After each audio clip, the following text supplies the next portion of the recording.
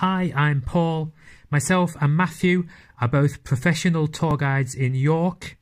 It's been a very different York in 2020, and we've decided to create a pandemic diary of our city. This week on our walk through the city, we spoke to the people of York, and we spoke to them about Zoom. We're currently partway through the second lockdown, and throughout these coronavirus times, Zoom has been a replacement in all kinds of ways for not being able to see people in person. We have technology to thank, and we'll be finding out today what people are using it for, what experiences they've had, how it is socially and psychologically for them, and how it compares to normal life. Yeah, I've been using Zoom for social purposes, family meetings, that sort of thing. Family get-together. So we set up at 7:30 on Saturday, and then we'd all join in. All we do is just video call as grandkids usually. To speak to my family. I've got family that live in Darlington, family that live in Newcastle, and also my daughter that lives here in York. What have you been using it for? Social things, not work, but the voluntary work I do for meetings and things like that. Yeah. How has that been? How's it been? It's been a bit of a lifesaver really, because it's allowed you to keep in touch with people that you haven't been able to see, and that's been amazing. I've used it for family as well, I forgot that. And it's enabled the sort of voluntary work to do to carry on, because we've been able to communicate and talk to each other and have regular meetings. So yeah. What have you been using Zoom for? Okay, right, well, all I can say is that Zoom has completely changed my life in a very, very positive way, because a friend of mine rang me up. There's a ministry called Jesus Encounter Ministries, which is based in Sydney, and because of this lockdown, he's been doing healing rallies in Sydney on Saturday mornings. And I was very blessed and asked to be one of his prayer helpers. So basically, I've been praying for people on Zoom on the other side of the world every Saturday morning. I'm using it to keep in touch with family, but reluctantly. I don't like it at all. And so just in sort of just once a week. And if I can avoid it, I will. Why don't you like it? Well, I lip read, so if I have multiple people on screen, I don't know who's speaking, and unless I know who's speaking, I can't hear what they're saying.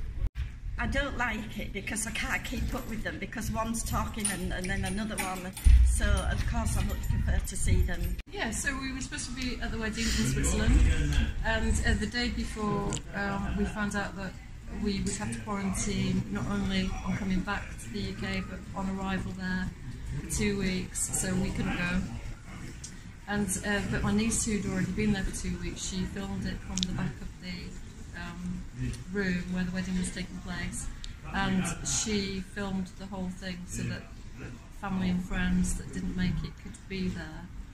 And that was quite nice, because not only were we watching the wedding via Zoom, but we were chatting amongst ourselves, everyone that wasn't there. We were chatting on Zoom about what we could see, and yeah, we got to enjoy. We got to see the decor in the room, we got to see the bride's dress, we got to see the flowers, and you know, we got to see their journey on afterwards to the reception place, so that was fantastic.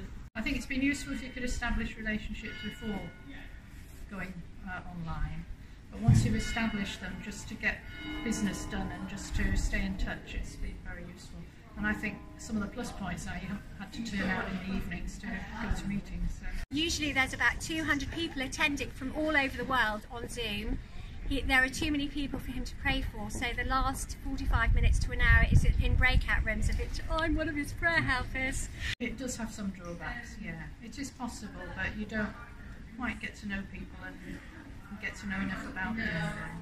I still think the timing of when you're supposed to speak is more difficult than the video call. I can't keep up with them, you know, I'm trying to listen and then somebody else is talking and I'm lost.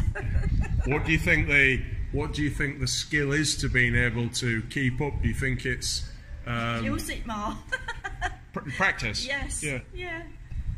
In a family gathering, you're all in the house, you get people who are quiet, sit in the corner and just chat to one person, and then you've got those who are chatty to everybody, and then maybe the younger lot of the family are all together. In some ways it can be a bit more stilted because everybody's got to talk individually rather than all at once. In other ways, I find in meetings everybody gets more of an opportunity to say something, and I recently did a webinar which I've not done before. And that was actually much better than having a seminar face-to-face because you could post up all your questions and they all got answered. Whereas in a seminar, you probably wouldn't open your mouth and ask those questions. But also, you have to wait till someone's finished before you can answer a question because you're muted. There's too many people on it and you're not speaking, you get muted. So you have to kind of learn how to get yourself in to ask a question. Some of it's worked very well. Some of it doesn't work quite so well. I think in terms of business things, it's all a bit more cut and dried and business focused. There's no chance to sort of chat and get to know people. And the same with the course I'm doing. We're missing the chat bit of it and the sort of interaction that you get in a classroom.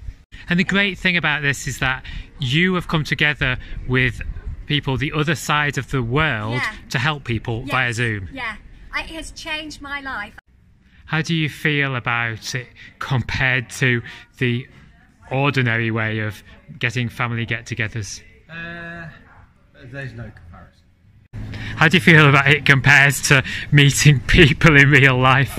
Oh gosh, I miss people in real life. It's not the same, really. No. It's just You don't talk natural. and you're passing it around so people can, if there's a few of you as well. The only thing that does slightly annoy me is that the TV use video interviews and it just sounds awful and it looks awful. So I'm hoping that when all this is over, they'll go back to actually getting people in to the studio again. They won't just leave people remotely and interview them that way. It's the ease of it, isn't it, as well? The ease of just sitting in your own house. Alright, you might have to dress up a bit from there up, but...